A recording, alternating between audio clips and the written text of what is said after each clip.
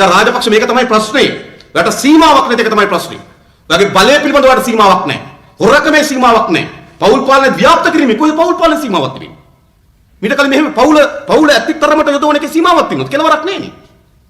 ජන රට බාරයට, ආරක්ෂක බාර ගෝඨාභයට, ආර්ථික බාර බැසිල්ට, පාර්ලිමේන්තු බාර කමල්ට, ඌව බාර සසේන්ද්‍රට, කතරගම දේවාලේ බාර ඒ සසේන්ද්‍රට දේවාලත් බාර අරගෙන ඉන්නේ. හරිද? ඊට පස්සේ නාවික හමුදාපති වගේ තමයි ඉන්නේ දෙවෙනි පුතා. ලොකු පුතා ඊළඟ දෙවෙනි ජනාධිපති වගේ. පොඩි පුතා අභ්‍යවකාශයට යනවා. මස්සිනා එයා ලංකේගේ සභාපති. පුංචාමගේ පුතා රුසියාවේ තානාපති. නෝනාගේ මල්ලි වියනා තානාපති.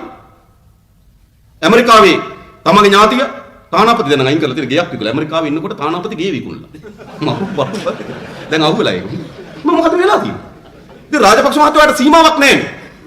ඇත්තටම අපි රාජපක්ෂ මහත්මයාගේ දෙමව්පියන් ස්තුතිවන්ත වෙන්න ඕන. මේට වඩා දරුවෝ හදපු නැති එක.